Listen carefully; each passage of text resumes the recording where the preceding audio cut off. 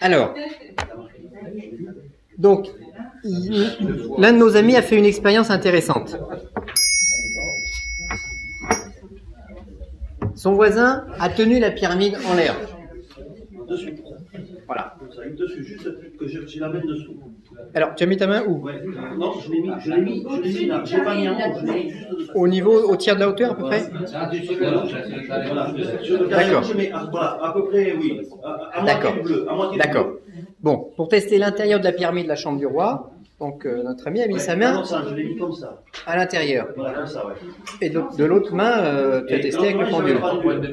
Et lui, il me tenait là. D'accord. Donc, le résultat, qu'est-ce que ça a été? Ça a été que j'ai eu des vapeurs, des machins, des trucs, c'était... Des grosses suées. Donc, l'intérieur de la pyramide. Oui, Tester l'intérieur de la pyramide. J'en ai encore. Voilà, ça a été... Bon, il faut dire que tu es très sensible. Donc, tout le monde n'aura pas exactement le même effet. Hein. Par contre, ça a été des suées, à la limite des vapeurs. Bon. Et au niveau du pendule, c'est monté jusqu'à quoi? Non, mais ici, là.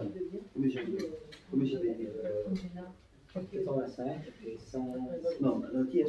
Mais au niveau que je me rappelle même. 400 000, non, tu m'as dit quelque chose comme ça. Enfin bon, 45, je crois. 45, j'avais. 45 000, bon, une grosse, Ouais, 45, voilà. 45. un gros développement énergétique. Bon, alors maintenant, donc ça veut dire que, et ça, cette expérience-là, donc tu n'as pas envie de la refaire parce que c'est très désagréable. Alors maintenant, Il faut que j'ai mis un petit. voilà. Alors, qui a bu un peu d'eau dans la première rangée? Alors, qu'est-ce qui s'est passé avant et après? Au départ, j'avais 85. 85 000 avant, Oui. Et 117 après. 117 après. Donc, augmentation. René, Monique a bu. Donc alors, j'avais 139 000 avant et ensuite 154 000. Voilà, 139 à 154. Ça fait quand même, ça fait beaucoup. Annick, tu as bu un petit peu aussi. Alors, ah oui, est-ce que c'était bon, agréable, désagréable? C'était pas bonne. Après, ils ont fait quelque chose, ça a changé deux fois. Au niveau du goût. Alors, là, au niveau du goût, de l'eau normale. D'accord, de l'eau normale. Toi, Annick, par contre, un mauvais goût au début. Et après, Après, ils ont fait un travail chacun leur tour dessus, et ils ont changé deux fois de goût. et là, l'eau a changé 2 fois de goût. Ok. J'ai dit à Alain pour changer la nourriture. La bouteille en même temps. Et au niveau donc des vibrations, ça a monté, ça a descendu, tu t'es senti? Moi, je ne vois rien. En tout cas, j'ai qu'une envie, c'est de cuisiner. Chaud. Ça serait bien. D'accord. Donc, Annick a très chaud. Alors, juste derrière, vous avez goûté l'eau?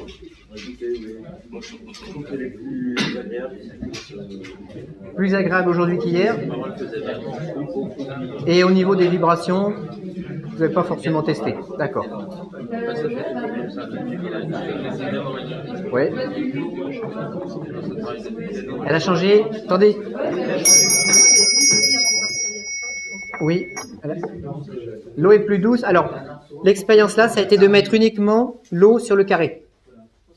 Bon. Et l'eau a changé un petit peu de goût, elle est plus douce. J'ai comparé avec une bouteille qui n'est pas du tout... D'accord. C'est pas le même goût. Voilà. Mais toi, tu préfères. C'est meilleur là. Bon. Mais je crois que parce qu'elle est restée, j'ai mis hier soir, et je pense que 10 minutes c'est largement suffisant. Ça peut suffire, voilà. Et puis, alors ce qu'il faut savoir aussi, bon, il y a quand même un phénomène qui peut être aussi physique, c'est que si on a une bouteille qui est mal fermée, Ah, c'est bon, hein. bon, une bouteille neuve normalement, mais le plastique c'est quand même, il y a des choses qui peuvent passer.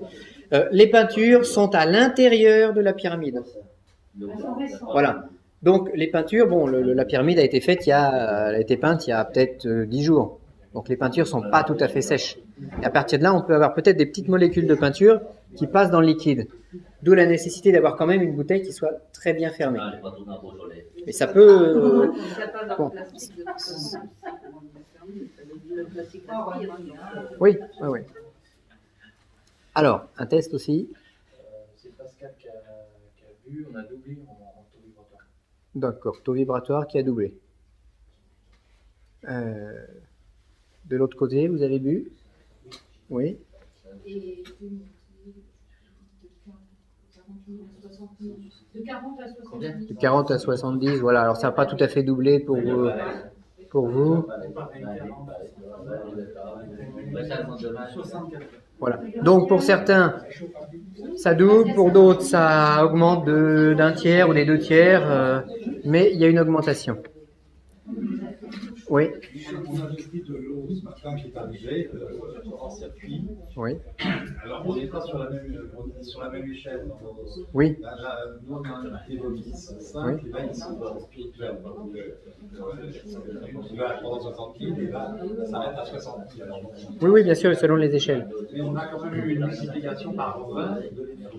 Il y avait une eau venant de l'extérieur ce matin faisait 1000 unités Bovis. Oui. Et là, elle en fait 20 000. D'accord. Alors intéressant également. Donc une eau en bouteille qui vient du circuit traditionnel qui faisait 1000 unités Bovis. Bon, et après avoir été chargé, 20 000 unités Bovis. Donc mais ça c'est pas la charge de la personne après l'avoir bu. Alors la charge de la personne, on a fait toute la table. Elisabeth faisait 5500 unités Bovis, Oui. c'est-à-dire Avant. elle correspondait à la bonne santé, et elle est passée après à 20 000. 5500 jusqu'à 20 000. 20 000. Comment dirais-je, c'est Basile, 5500, 20 000. Stéphane, 5500, 20 000. Régis, 6 000, 16 000. Christian, je faisais 8 500 avant et je fais 26 000. D'accord. Donc une augmentation là plus du double. Alors oui, vous avez fait les tests. Nouvelle de Vincent, Vincent. et de Bernard. Ils sont très. Alors au niveau des voilà, avant et après. Disons que j'ai testé des gens qui étaient, disons, qui avaient une bonne énergie déjà au départ. Oui, donc bonne énergie de départ. J'en ai testé d'autres qui étaient faibles, l'énergie très faiblarde, très féminine, je dirais, qui s'est, disons, également renforcée. Étoffé, renforcé. Mais les blocages que j'ai ressentis étaient toujours derrière. Hein. Il n'y a pas de débloque rien. Hein. Oui, oui, oui. Il n'y a pas de d'équation, rien. C'est-à-dire qu'il y avait une léger, Donc, un boostage énergétique, de l'irradiation, voilà. pas au niveau du passer outre les blocages. Mais pas, voilà, c'est quelque chose de plus diffus. Alors, donc cette expérience, encore une fois, a été menée dans des conditions qui n'étaient pas du tout les conditions idéales, puisque les pyramides et les socles ne sont pas chiffrés, les pyramides étaient orientées de manière très très approximative, et puis elles ont bénéficié en fait de l'énergie uniquement la nuit. Or c'est pas la nuit que cette pyramide fonctionne, c'est le jour, puisqu'il faut qu'il y ait les énergies solaires et lunaires qui viennent dessus. Donc c'était une très mauvaise expérience, mais qui a permis quand même de déterminer une augmentation énergétique globale, ou de l'eau, ou de celui ou de celle qui a bu cette eau. Donc il se passe quelque chose sur ce plan. C'est pas guérisseuse, mais de toute façon, parce que le principe aussi des unités Bovis, c'est qu'on peut charger un objet et faire monter en vibration, mais la substance par elle-même ne va pas forcément avoir de grands effets quand elle va être absorbée, parce qu'elle a une énergie, je dirais, en très haute intensité, mais il n'y a pas une énorme puissance. Donc à partir de là, les effets vont retomber assez rapidement. Voilà, tout à fait. C'est pas. Mais c'était un petit test pour faire une expérience de quelque chose ensemble. Alors maintenant, ce qu'on va aborder, c'est le mode d'emploi de cette pyramide, mais le mode d'emploi réel, et non pas les petits tests que nous avons faits jusqu'à présent. Alors ça, vous pouvez commencer à le noter. Alors il y a le résumé qui sera fait sur le petit fascicule, mais il est important de bien noter ça. La pyramide va fonctionner sur les 3 dimensions métaphysiques que sont la lumière, le temps et l'espace. Donc comme toute chose, comme tout rituel, comme toute opération, ce sera lumière, temps, espace. La pyramide est un four magnétique, vital, et certainement non desséchant. Alors, une expérience que vous pourrez faire, c'est d'essayer de mettre un petit morceau de viande en dessous, comme pour les pyramides classiques, et voir si la viande se dessèche. Je ne pense pas. On n'a jamais fait cette expérience-là, mais elle est à faire.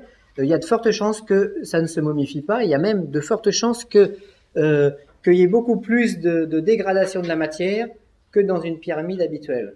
Pourquoi? Parce que c'est une pyramide qui va développer plus l'aspect vivant et non desséchant. Alors c'est vrai que dans une pyramide de Khéops, mettons, quelqu'un a une plaie envenimée. Si on met un témoin de cette plaie envenimée sous un rayonnement vert négatif, donc pyramide classique, on va sécher en fait le témoin et on a des chances de sécher en même temps la plaie. Parce que c'est antibiotique, presque. Celle-là n'est pas antibiotique. Elle sera plutôt de manière à favoriser la vie. Alors, si quelqu'un se blesse, on ne va pas prendre un petit témoin de sa blessure ou de l'infection pour le mettre sous la pyramide, parce que là, on risquerait peut-être de développer l'infection et de terminer en septicémie. Mais on va plutôt le renforcer, lui, de manière globale, pour renforcer les défenses immunitaires. Donc, ce sont des utilisations qui sont différentes. Alors d'abord, nous allons travailler sur l'espace. Donc, lumière, temps, espace. On commence par l'espace. C'est-à-dire le lieu de charge et d'exposition. Alors, c'est une pyramide qui va servir à charger des objets. On verra quel genre d'objets. Dans quelles conditions? Alors, tout d'abord, nous devons éviter de placer cette pyramide en plein soleil. On a des amis qui ont emmené cette pyramide à l'île de la Réunion. Bon, ils l'ont mis dans le jardin en plein soleil toute l'année. La structure physique supporte mal, mais les structures qui sont à l'intérieur aussi, parce que il faut savoir que si elle est en plein soleil, vous allez avoir à l'intérieur, ça fait un effet de serre là, donc vous aurez une montée de température et ça va chauffer à 70 degrés. Et en plus, les couleurs vont se ternir. Les couleurs vont se ternir, ça va abîmer la peinture, etc. Donc plutôt un endroit où il y a une température douce.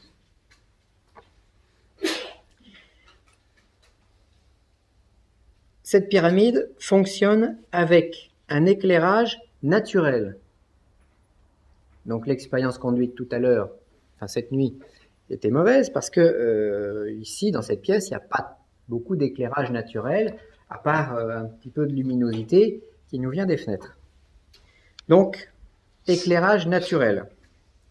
Alors ça veut dire également éviter tout ce qui va être artificiel. Alors l'éclairage naturel, c'est le soleil, la lune et la lumière des étoiles. On y revient tout de suite après.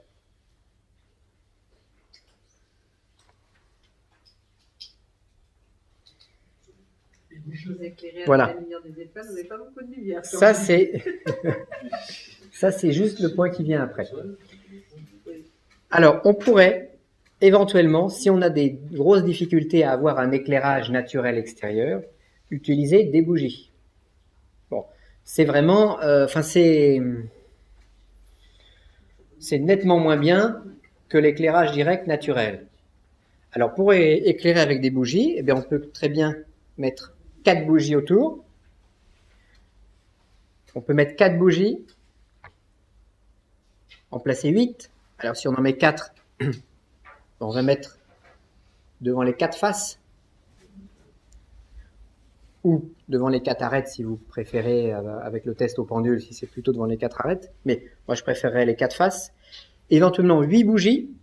À ce moment-là, pour 8 bougies, eh bien, on va placer nos bougies dans les 8 directions de notre socle et de notre pyramide. Alors, les 8 directions, on va les... Donc, les 8 directions, là, c'est tout simplement une bougie par face et une bougie par arête. Pourquoi pas mettre 12 bougies? Alors, il faut toujours un chiffre symbolique. 12 bougies, pourquoi pas 36? Mais là, vous devrez quand même avoir un extincteur à portée de main, parce que vous multipliez le nombre de bougies, donc vous multipliez quand même le risque d'incendie. Alors, évitez de faire ça dans un appartement. Quand même. On va éviter, bien sûr, les sources lumineuses électriques. Donc, tout ce qui est lumière électrique, on va éviter. À défaut, si vous avez une pièce dans laquelle vous allez laisser votre pyramide à côté d'une fenêtre, vous avez un oratoire, puis la nuit, vous devez vous éclairer pour faire certaines choses. Il vaut mieux à ce moment-là avoir une ampoule de lumière colorée. Mieux qu'une lumière blanche. De manière à éviter de trop casser les courants à l'extérieur. Bien sûr, aucun appareil électromagnétique.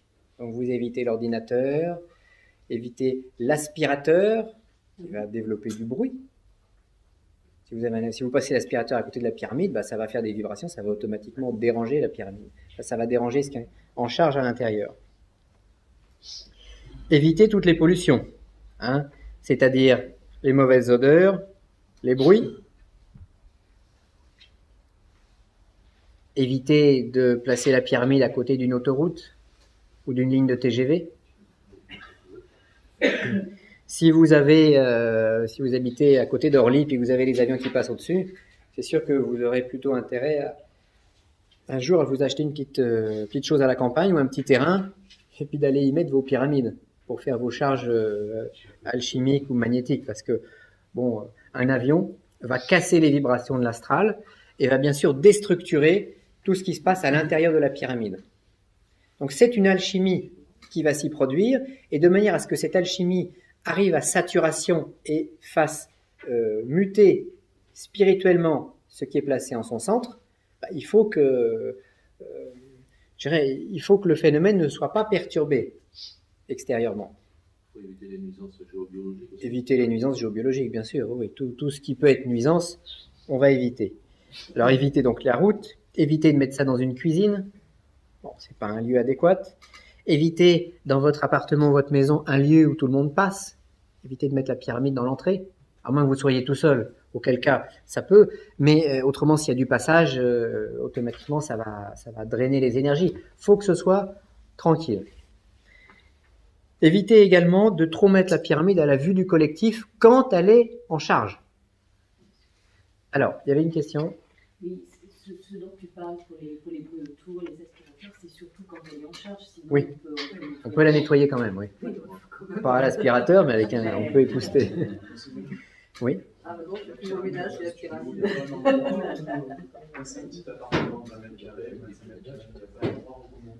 On va choisir l'endroit au mieux. Bien sûr, moins on a de place, mieux on va essayer de faire. On va voir.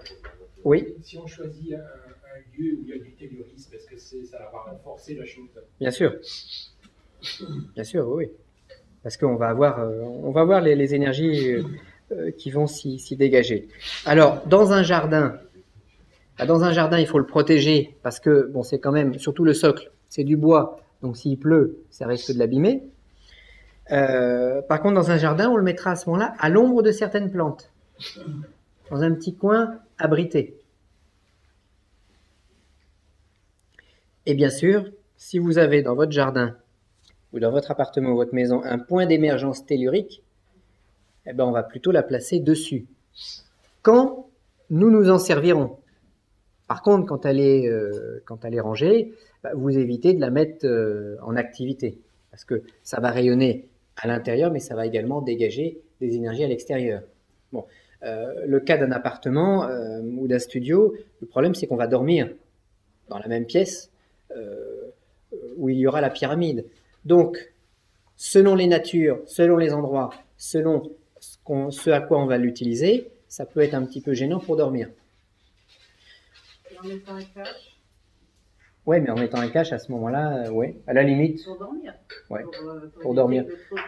C'est vrai que si on charge quelque chose en dessous et que vous mettez pour couper la charge. Hors charge. Oui, mais même. On charge, oui. Limite, on met un tissu dessus. Une serviette en coton, une serviette de douche. Et puis ça va couper le rayonnement. Et ça va, ça va arrêter la charge supplémentaire. Par contre, ça va conserver ce qu'il y a déjà. On a fait déjà plusieurs expériences comme ça. Si vous opacifiez la pyramide avec un objet à l'intérieur, vous arrêtez la charge, mais vous conservez, parce que tout objet qui va être chargé va ensuite progressivement se décharger. C'est comme les pneus d'une voiture qui se dégonflent s'ils ne sont pas régulièrement regonfler. Donc, point d'émergence tellurique, quand on l'utilise, et quand on ne l'utilise pas, on évite le point d'émergence tellurique, et c'est mieux de la désactiver. Donc, en la retirant du socle, en ne l'orientant pas, et en mettant un tissu par-dessus. Ce qu'il est déconseillé aussi dans une chambre, eh ben, c'est de dessiner en gros, au-dessus de la tête de son lit, un carré, comme ça, ou une rosace, avec les couleurs, avec le 36, parce que ça va être rayonnant. Donc ça peut empêcher de dormir. Par contre, dans un oratoire, oui.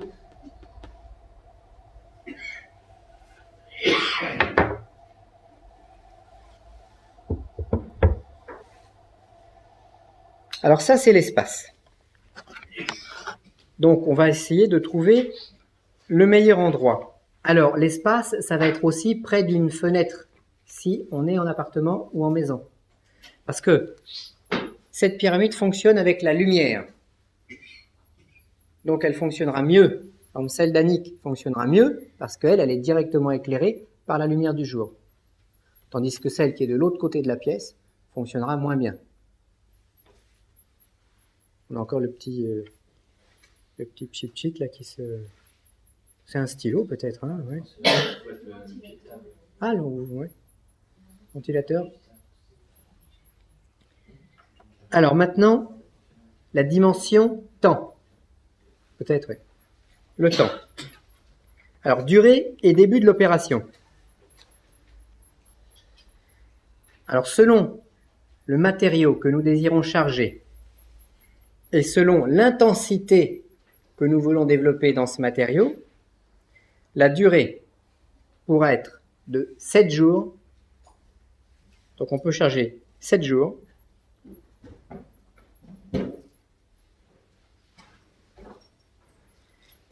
28 jours, c'est-à-dire une lunaison entière. Alors la lunaison est parfois de 29 jours, donc 27, 28 ou 29 jours.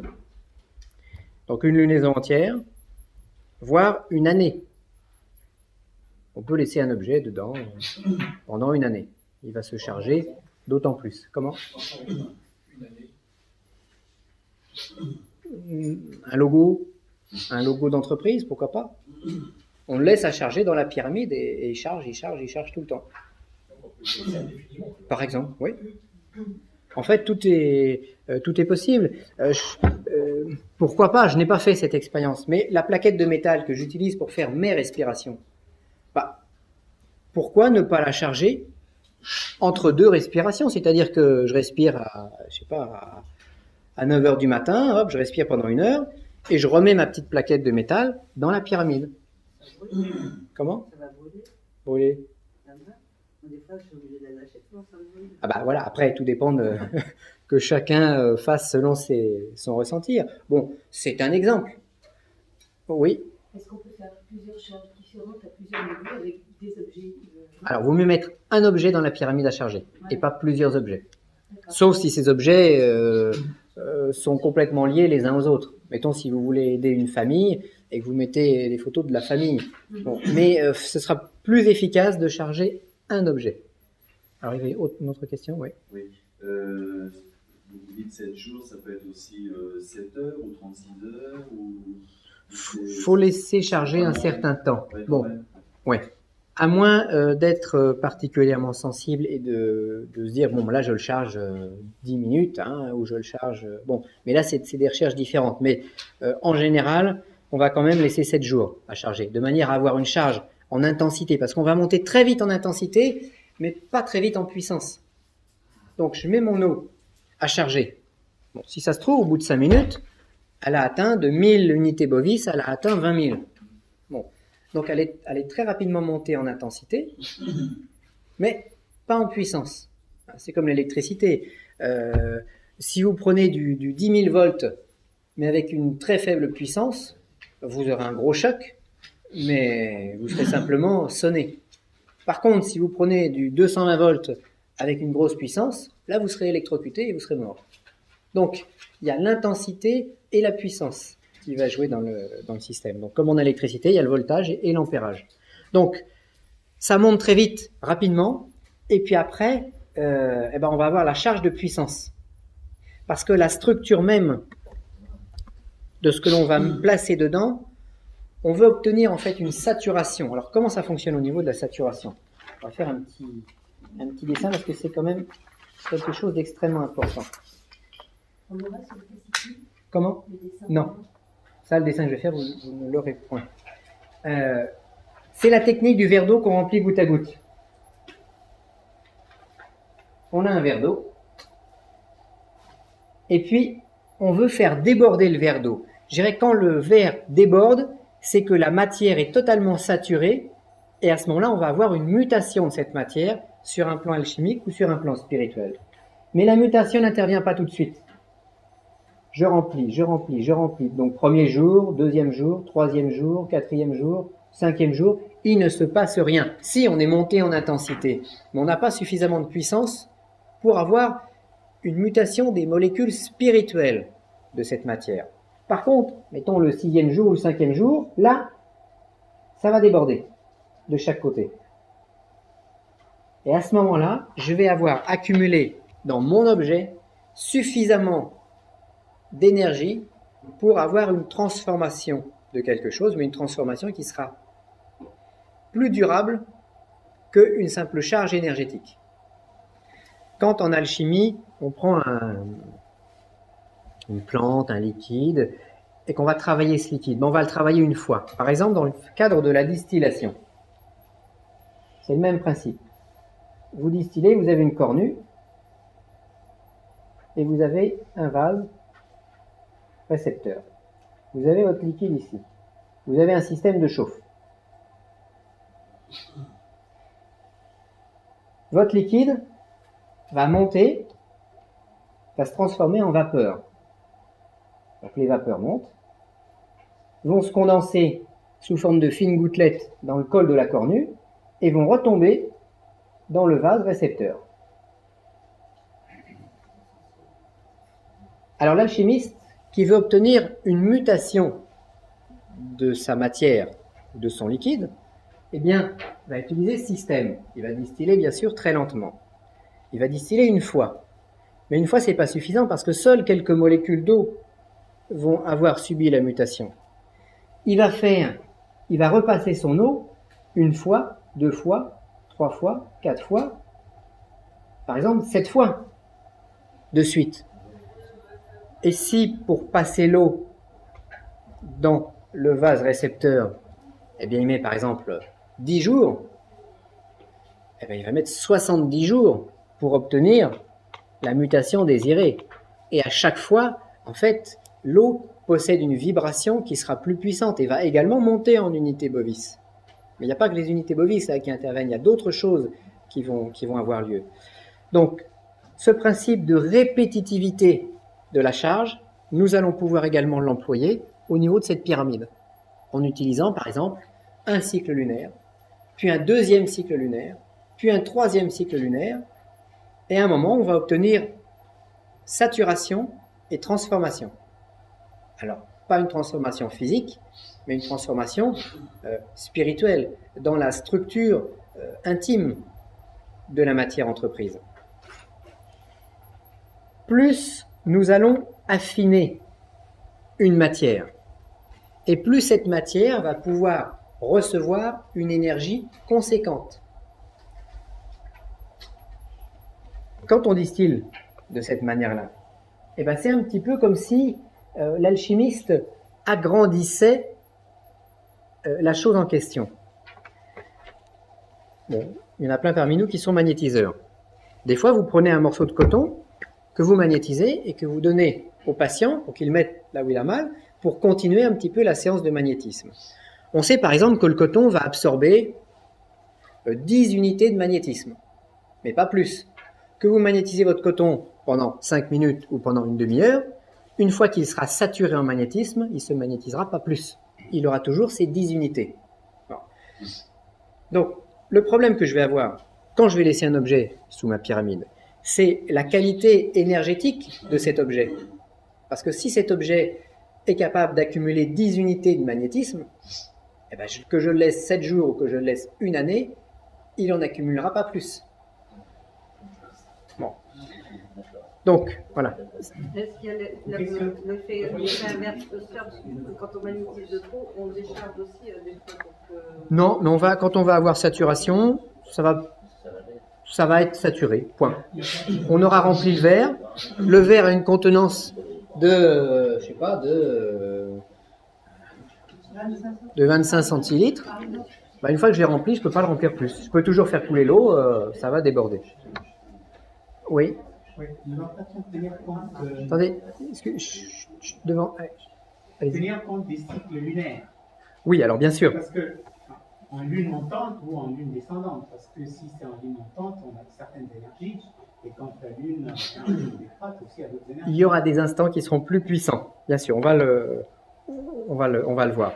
Mais ça, c'est important, au niveau de la matière, de voir que plus votre matière va être déjà travaillée, plus ça va pouvoir accumuler d'énergie. Donc un paquet de coton classique, il va utiliser 10 unités d'énergie, mais peut-être qu'un paquet de coton qu'on aura été chercher soi-même, enfin un paquet de coton, du coton qu'on aura été chercher soi-même dans des plantations de coton, qu'on aura récolté d'une certaine manière à une certaine époque de l'année, la même quantité de coton pourra absorber plus que 10 unités de magnétisme. Alors, bon, le coton, c'est un petit peu difficile. C'est plus facile avec les liquides. Par exemple, dans cette bouteille, j'ai je sais pas, un quart de litre. Bon, c'est de l'eau minérale que j'ai été chercher à l'extérieur. Dans cette eau minérale, je vais pouvoir accumuler 5 unités d'énergie que je laisse sous la pyramide 2 heures ou 3 jours. Dès que ma bouteille sera saturée, je ne pourrai pas aller plus loin. Par contre, si je prends de l'eau de source que j'aurai recueillie d'une certaine manière, ce sera une eau qui pour la même quantité permettra une accumulation de plus d'énergie à l'intérieur. Voilà. Parce que elle a une capacité, elle est plus ouverte.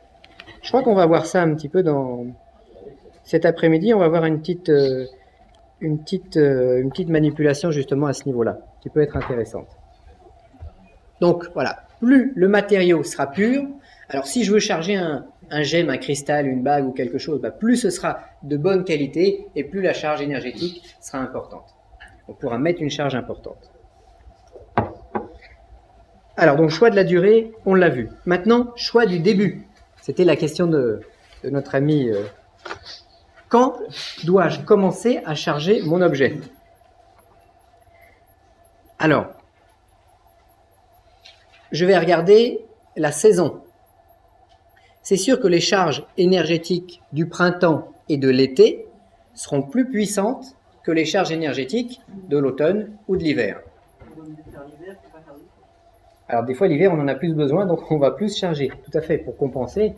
Je vous conseille en hiver et en automne de plus respirer qu'au printemps et en été. On en a plus besoin parce que toutes les énergies sont en train de diminuer. Alors on a notre année. Ça c'est le donc 21 juin, 21 décembre, 21 mars et 21 septembre. On a printemps, été, automne, hiver. Ça tourne comme ça.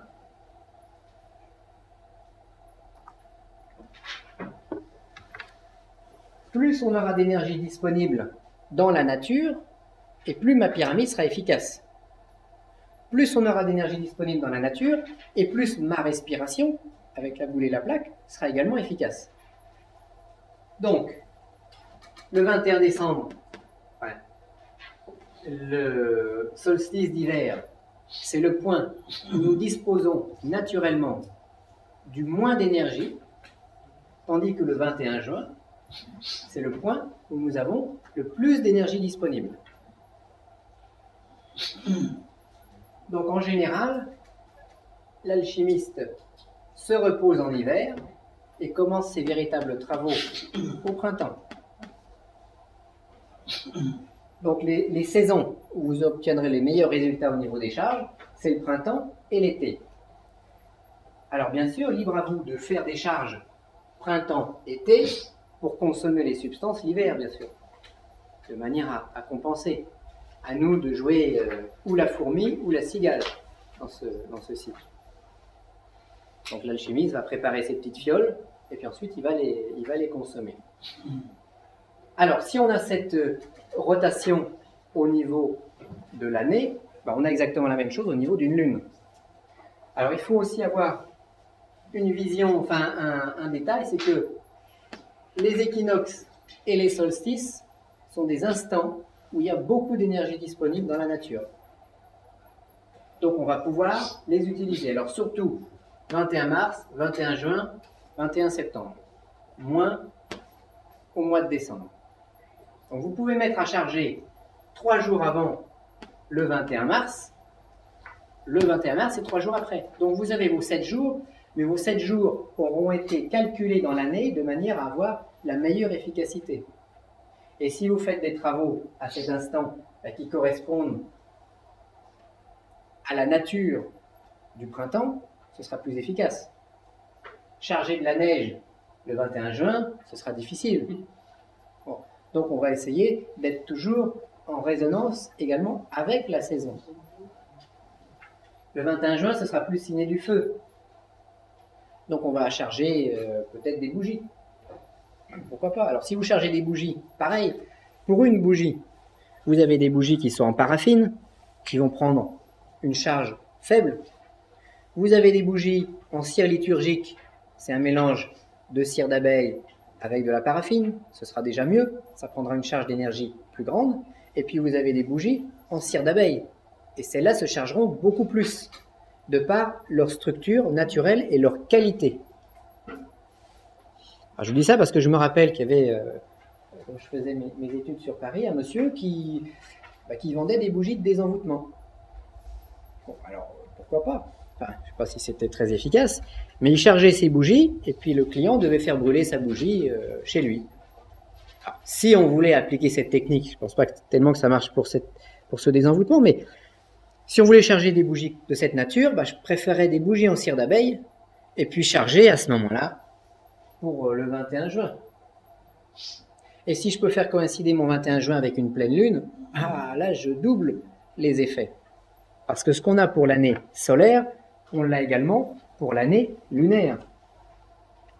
L'année lunaire, c'est tout simplement la lune, de 28 jours ou de 29 jours.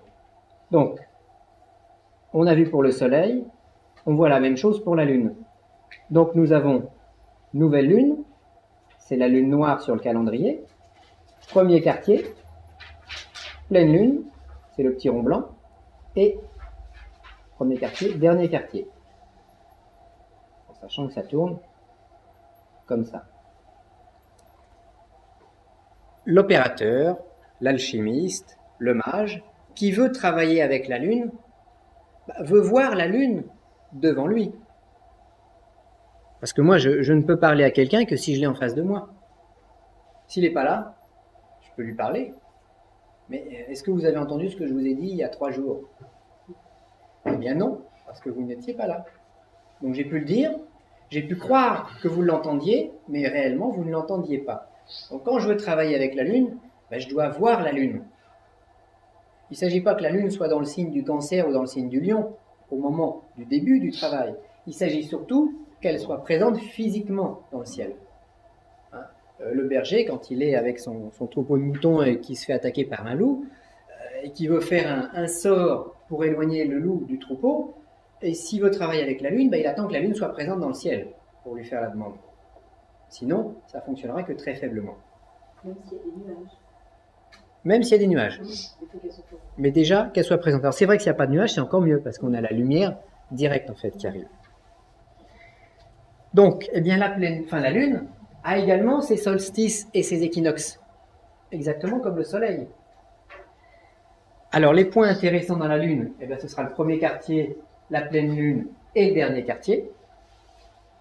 Mais ce sera également surtout toute la période entre le premier quartier, pleine lune, et le dernier quartier, c'est-à-dire toute la période où la lune sera plus visible. Donc là encore, l'opérateur va plutôt travailler du premier quartier au dernier quartier, et non dans les deux zone où la Lune sera moins présente. Parce que si elle est moins présente, ça veut dire qu'il y a moins d'énergie disponible. N'oublions pas que la Lune est le miroir du Soleil. Donc ça fonctionne comme ça, on avait déjà fait ce petit dessin. On a le Soleil éclaire la Lune, et la Lune renvoie la lumière à la Terre. Donc, les rayons lunaires sont des rayons qui sont dits à tremper, c'est-à-dire qu'ils sont plus magnétiques que la lumière directe du Soleil. Donc c'est une lumière qu'on va dire polarisée et qui va avoir une nature plus féminine. Donc si le Soleil va, je dirais, réchauffer et vitaliser, la Lune va plus entretenir la charge et magnétiser.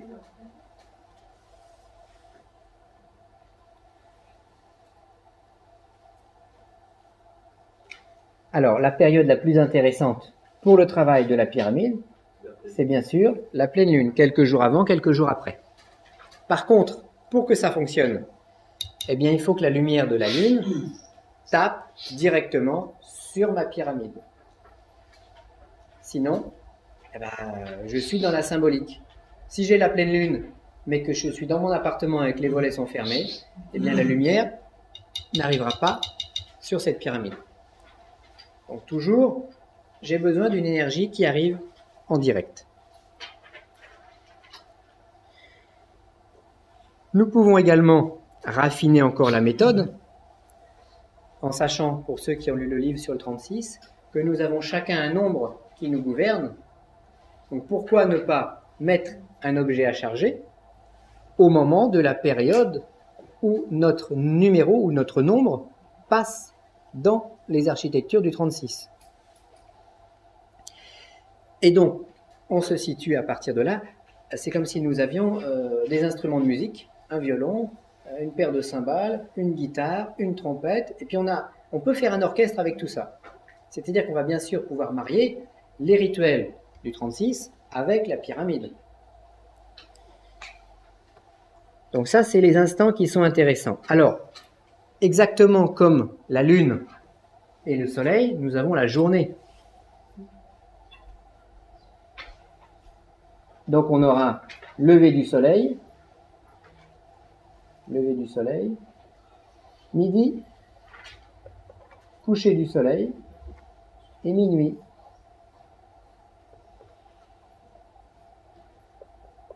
Si je veux une charge plus solaire, par exemple je suis en appartement, et puis la nuit je voudrais dormir, donc fermer mes volets. Je place ma pyramide à côté de la fenêtre et je vais l'activer en fait pendant la journée. À la limite, la journée, je vais travailler. Donc, je vais lui donner une charge plus solaire du lever du soleil au coucher du soleil. Et la nuit, je ferme, voire je mets un drap. Si je couche dans la même pièce parce que c'est un studio, je mets un drap, je mets une serviette sur la pyramide. Ça conserve la charge, mais ça évite que j'ai des insomnies. Donc, je travaille toujours quand le soleil est visible.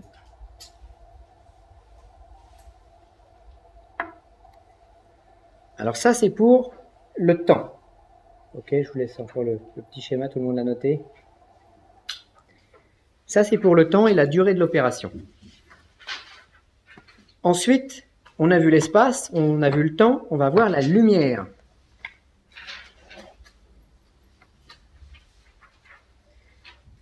Cette pyramide fonctionne d'abord avec la lumière solaire.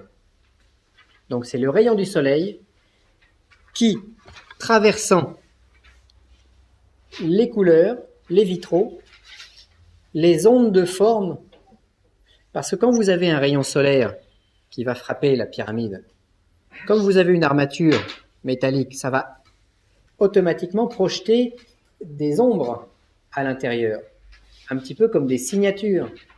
Donc en fait, par la lumière, je vais projeter cette fameuse croix Ankh, ou cette fameuse croix égyptienne que nous avons étudiée hier, qui est sur la face de la pyramide, je vais la projeter sur la matière. Puis comme le soleil tourne, je vais projeter différentes signatures, différentes structures sur la matière entreprise. Mon soleil va également se charger, le rayon solaire se charge de la couleur qu'il traverse, c'est-à-dire vert, bleu, jaune, orange, rouge, et il va faire baigner l'objet en question dans cet arc-en-ciel de lumière qui se trouve à l'intérieur. Donc le soleil, c'est un petit peu comme si la pyramide allait concentrer les rayons du soleil, allait servir de loupe. C'est en fait un petit monde. Je vis sur une planète qui possède 36 couleurs et je reproduis dans une pyramide les 36 couleurs de ma planète. Donc je crée un monde. Mais ce monde sera plus densifié sur le plan géométrique que le monde extérieur. Le mage, quand il fait un rituel, le prêtre, quand il célèbre une messe, recrée le monde. Mais en plus petit. Donc s'il est plus petit, il est plus dense. Il est plus conscient. Première chose, donc, lumière solaire. Alors, effet des nuages. C'est vrai que si on a un ciel nuageux, le soleil va arriver de manière plus diffuse dans notre pyramide. Par contre, comme je vous l'ai conseillé, il est des fois préférable d'avoir une lumière plus diffuse qu'un rayon de soleil qui va taper et qui va chauffer le matériau qui est à l'intérieur de la pyramide. Sauf si sur le plan alchimique, on a besoin de ces dilatations et contractions de la matière. Mais c'est un travail qui est plus spécifique. Là, vous pouvez mettre votre pyramide sous un parasol, à l'extérieur. Ensuite, nous avons la lumière lunaire qui va frapper la pyramide. Parce que la pyramide, bon, c'est vrai qu'on peut la charger uniquement durant la journée et l'opacifier la nuit, mais le mieux pour avoir une charge alchimique complète, c'est qu'elle bénéficie des courants solaires et lunaires. Donc la nuit, eh bien la nuit, la lune se lève, tout comme le soleil, et elle va éclairer ma pyramide. Et je vais m'arranger, tout comme pour le soleil, pour que les rayons lunaires tombent directement sur la pyramide. Si je veux faire une charge spirituelle, j'utiliserai plus le soleil. Si je veux faire une charge magnétique, magique, avec un résultat plus concret, je vais utiliser la lumière de la lune. En sachant que le mieux, c'est d'avoir Isis et Osiris conjoints, c'est-à-dire le soleil et la lune. Donc le rayonnement, on va dire symboliquement masculin, et le rayonnement symboliquement féminin. Parce que pour l'instant, dans la matière, pour faire un enfant, il faut qu'il y ait un homme et une femme. Sinon, c'est plus difficile. Donc pour créer un enfant dans notre structure, c'est-à-dire avoir les deux énergies, on va utiliser soleil et lune. Oui. Mais en gros, suivant ce que tu expliques là, quand on veut conserver des objets qui ont été chargés, oui. Pour garder l'effet magnétique, il vaut mieux qu'ils soient conservés à l'ombre plutôt qu'au soleil.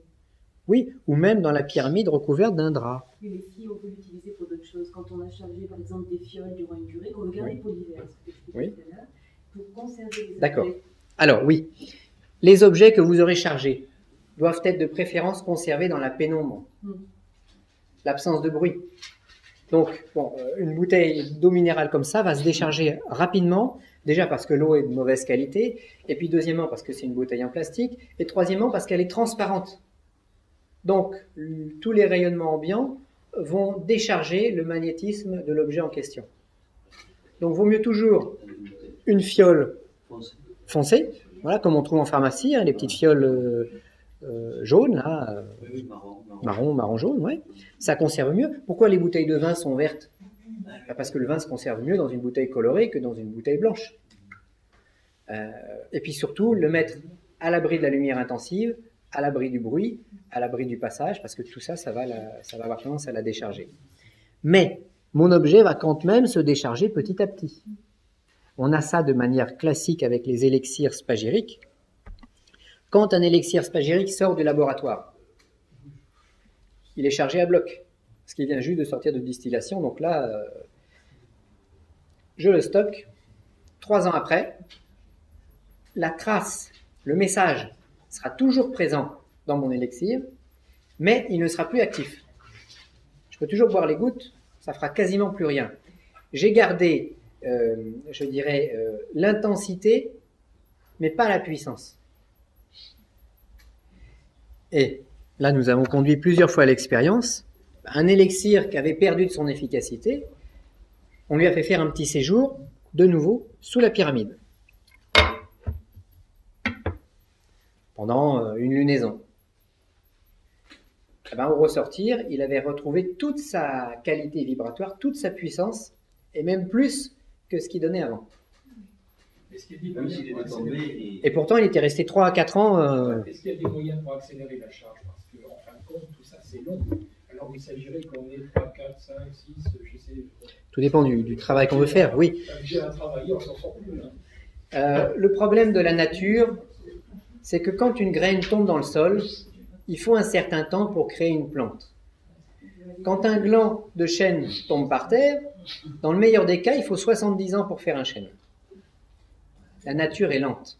Mais lorsque l'on charge pendant 7 jours, par exemple, on laisse le jour et nuit sans y toucher. Oui, Dans la position, tout à fait. avec le soleil, la Voilà, lune, exactement. On met notre objet à charger, par exemple, pendant 7 jours, et on n'y touche plus. et on ne met pas de drap non plus le jour ou la nuit. On laisse vraiment direct. Non, si on peut, c'est mieux de laisser avec la lumière du soleil et de la lune qui va charger l'objet. Alors c'est vrai qu'après, la difficulté qui se présente, c'est que, bah oui, j'ai 2 élixirs alchimiques à charger et je n'ai qu'une pyramide. Est-ce que je peux mettre les deux dans la même pyramide? On aura automatiquement des transferts d'énergie de l'un sur l'autre. Donc on risque mais pardon. si c'est le même, c'est Voilà. le même. On risque des deux élixirs de n'en faire qu'un, par transfert énergétique. Si c'est le même. Si c'est le même. Alors, attends. On va le voir cet après-midi, ça. Oui, bien sûr. Si c'est le même élixir, bon, on le met dans une seule bouteille. Oui, voilà. Oui, c'est ça. Ouais. Par contre, voilà. Non, mais on va pouvoir accélérer les charges dans un certain, avec une certaine, avec des moyens. On va essayer de créer des petits artifices pour que ce soit un peu plus. Mais on ne pourra pas faire un chêne en 5 ans. Il faudra toujours attendre. Par contre, si on l'arrose bien, on a plus de chances qu'on l'ait au bout de 30 ans qu'au bout de 70. Encore que la nature prend son temps. Alors, oui. Donc ça veut dire que par exemple, si on a chargé un objet sur plusieurs liaisons, si on a chargé un objet sur plusieurs liaisons, Oui. on le met à l'ombre, on le met dans des conditions propices. Oui. Si quand on le ressort, il a une petite déperdition, on le remet un peu moins longtemps. On peut le remettre une petite semaine. Oui. Voilà, d'accord. Voilà. Par exemple, on peut le remettre une petite semaine et vous avez chargé un élixir 3 mois. Il est bien chargé. Vous le laissez 2 ans dans un coin. Quand vous le reprenez, il a automatiquement perdu de sa charge. Vous le remettez une semaine ou une lunaison. Après, tout est une question de sensibilité. Je vous donne des recettes de cuisine, puis ça va être à vous après de faire les mélanges. Alors, lumière lunaire. Alors, c'est une lumière donc polarisée et dite à tremper, c'est-à-dire qui fonctionne par miroir. La lune est très puissante parce que c'est un miroir. Dans les contes de fées, le miroir est très puissant. Dans les opérations magiques, on parle des opérations avec un miroir. Bon, il y a une très forte raison pour tout ça. Quand on a vu les faces de notre pyramide, on a vu qu'il y avait des lois de miroir, que ça se reflétait verticalement, horizontalement, etc. Donc, il y a tout un jeu à ce niveau-là. Alors, nous avons également la lumière du ciel étoilé, qui est plus faible, qui est beaucoup plus lointaine, qui est beaucoup moins visible, mais qui va quand même être une énergie, une forme d'énergie cosmique qui va traverser notre atmosphère et qui va également apporter un petit plus à ce qu'il y aura à l'intérieur de notre pyramide, en sachant que le principal de l'énergie, ce sera le soleil et la lune. Les Égyptiens, par exemple, considéraient la lune comme masculine et le soleil comme féminin. Pourquoi ? Parce qu'ils s'étaient tout simplement rendu compte que quand ils faisaient une opération magique, devant la lune, ça fonctionnait, et devant le soleil, c'était beaucoup moins efficace. Donc ils avaient considéré que la lune était masculine et le soleil féminin. Mais si on regarde sous une autre symbolique plus occidentale, on va considérer le soleil masculin comme donnant l'énergie, c'est le père qui donne l'énergie, et la lune comme féminine parce que c'est un miroir.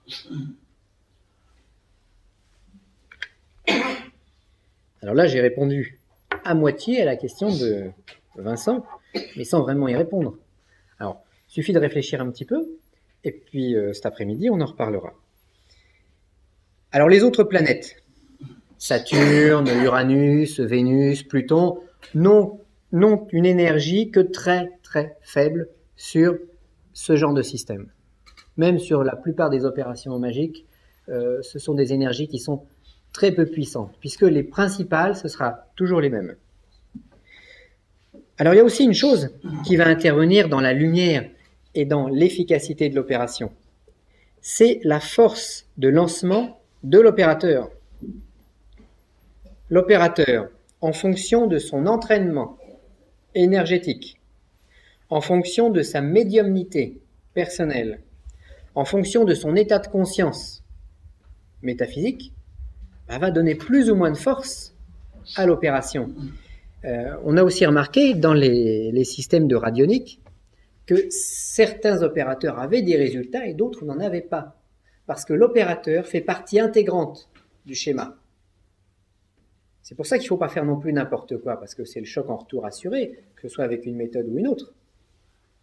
Si vous mettez des choses bizarres dans la pyramide, pour faire des vilainies, c'est pas la méthode à utiliser, parce que c'est une méthode spirituelle.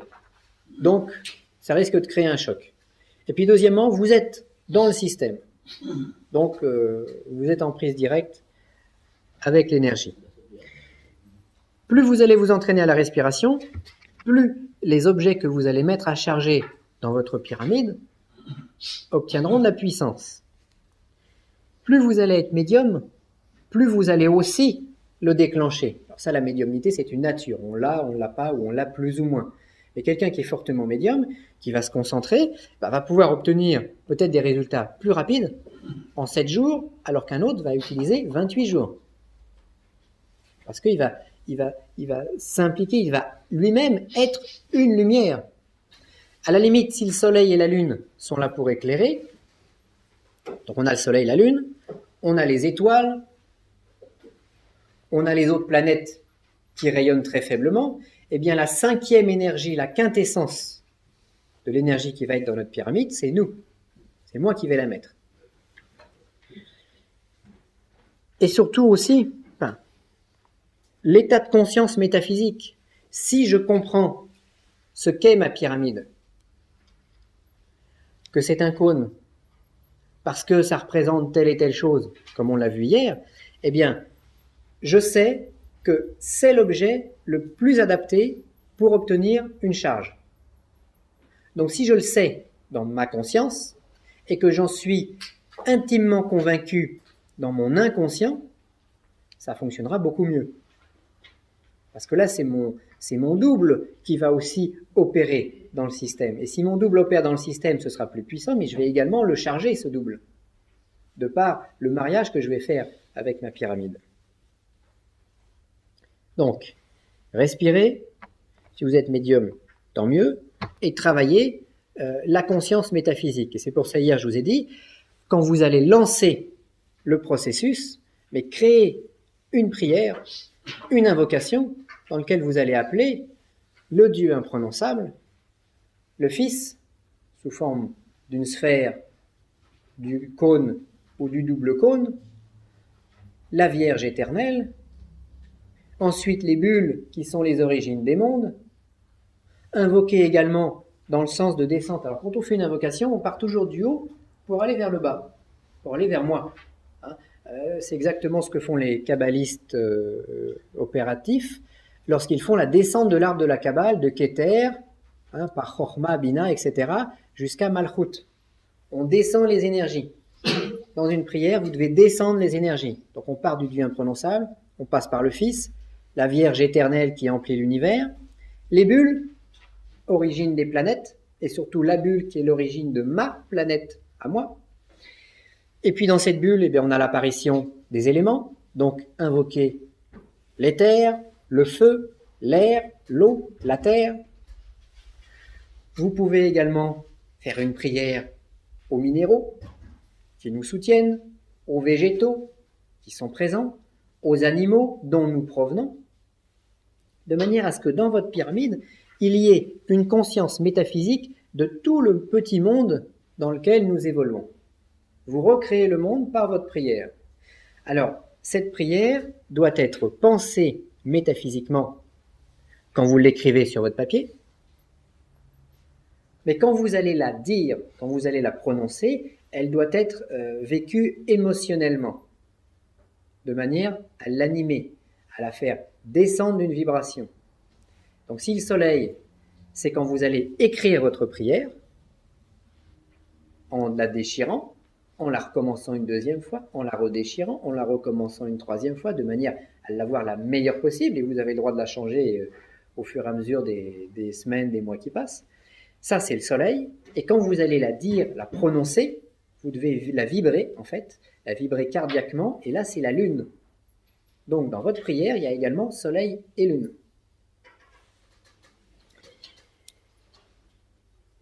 Donc ça, c'est l'opérateur. Alors, préparation de la pyramide, du socle et de la colonne, bah ça on a vu ça hier, on a vu les côtes. Hein. Tout ça, ça aura été préparé. Et nous avons maintenant, on va terminer par ça avant midi, l'exorcisme et la consécration de la pyramide.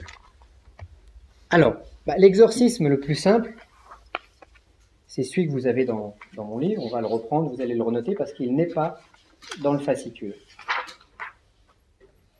Alors vous pouvez avoir bien sûr vos propres méthodes de nettoyage, auquel cas vous pouvez ajouter, vous pouvez utiliser plusieurs filtres pour nettoyer.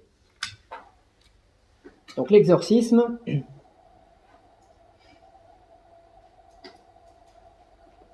dans le nouveau livre là, que j'ai écrit aussi, vous avez tout un tas de rituels de nettoyage. Donc, bon, vous pouvez aussi en utiliser quelques-uns. L'exorcisme le plus simple, c'est l'exorcisme par les 5 éléments, puisqu'il y a 5 éléments dans ma pyramide. Donc, on va commencer par dire exorciso-te. Je l'écris en phonétique. Exorciso-te creatura. Alors, je t'exorcise, créature.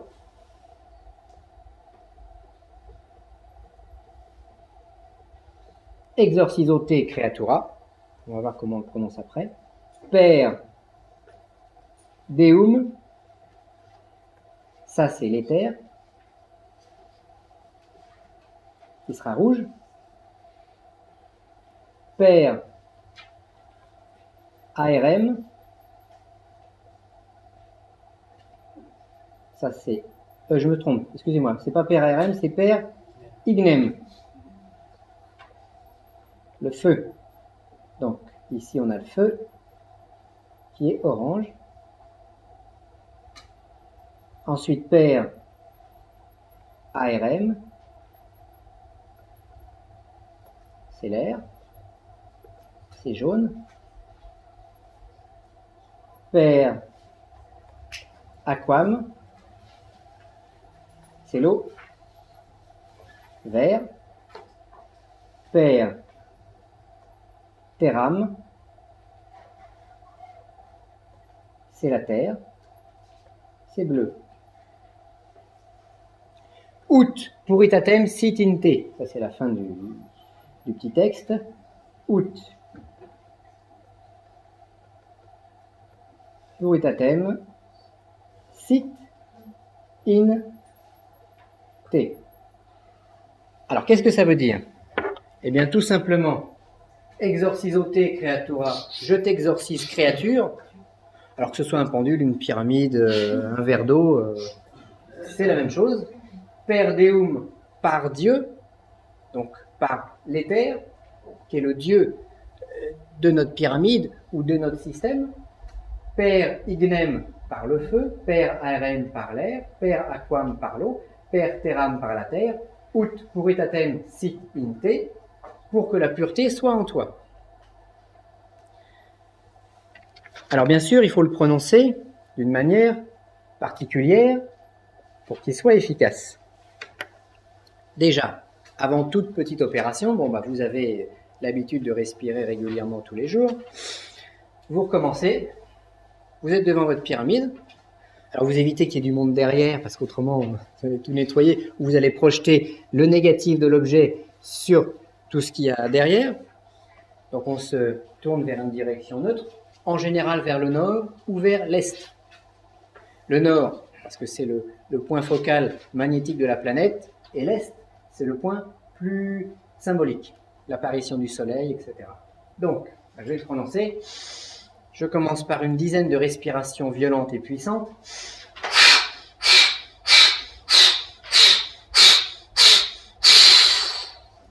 Je mets mes mains autour de ma pyramide et puis exorciso te creatura. J'inspire.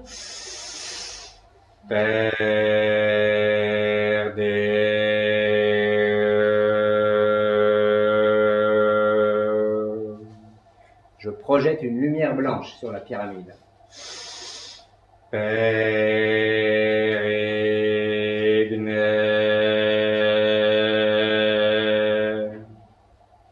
Ma pyramide s'enflamme avec des flammes oranges.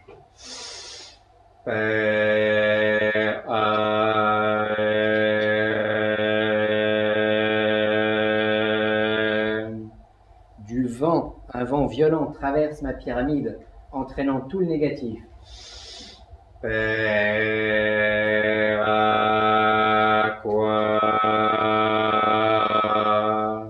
Une pluie tombe sur ma pyramide, entraînant toutes les particules noires ou nauséabondes.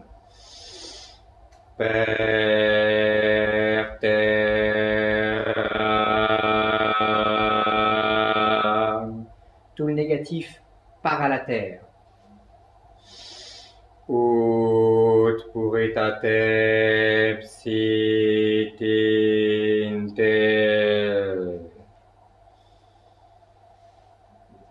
Et je peux, par exemple, répéter ce petit exorcisme 3 fois, 4 fois, 5 fois ou 7 fois. Plus je vais le faire, plus ça va nettoyer. Donc ce qui compte, c'est de le dire sur un ton vibrant. Ça doit partir du ventre.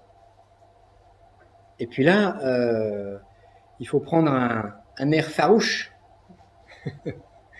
Vous mettre en colère si c'est l'émotion qui vous convient. Mais, ou simplement sur un plan énergétique neutre, mais projetez vos énergies exorcisantes à travers la pyramide. Donc vous faites ça sur la pyramide 4 fois. 4 fois c'est bien parce que c'est le chiffre de la matière. Et vous recommencez la même opération sur le socle. De manière à bien la nettoyer. Vous ferez la même chose sur le feutre qui vous servira à tracer les nombres. Vous soufflez, à chaque fois vous reprenez votre respiration et vous faites la même chose. Alors l'avantage de cet exorcisme, c'est qu'on utilise le mot creatura, ça veut dire créature, c'est-à-dire que vous pouvez exorciser n'importe quoi, n'importe quel objet. La créature, c'est l'objet de votre exorcisme. Et puis après, à la limite, vous prenez votre modèle et vous commencez à tracer les chiffres sur le socle. Et vous faites pareil sur la pyramide. Si vous devez utiliser des autocollants, eh ben vous exorcisez vos autocollants avant de les coller. Vous nettoyez tout. Il faut que ce soit... Et on peut le refaire une deuxième fois ou une troisième fois, une fois que la pyramide est montée. Oui. On nettoie bien. Voilà, en sachant que la pyramide n'est pas chargée négativement parce qu'elle a été fabriquée, amenée ici et distribuée. Donc déjà les charges résiduelles sont minimales. Par contre, automatiquement, il y a toujours des petites choses qui tournent. Et vaut mieux la nettoyer, bien que dans la logique, dans le raisonnement, elle n'en aurait pas besoin. Puisque rayonnant elle-même une puissance de lumière, c'est comme un four auto-nettoyant. Mais c'est mieux de le faire quand même, de le prononcer, parce que vous allez vous la personnaliser en même temps. Vous allez la entrer en résonance avec. Voilà. Alors vous pouvez également, après l'exorcisme, la consacrer à votre usage personnel.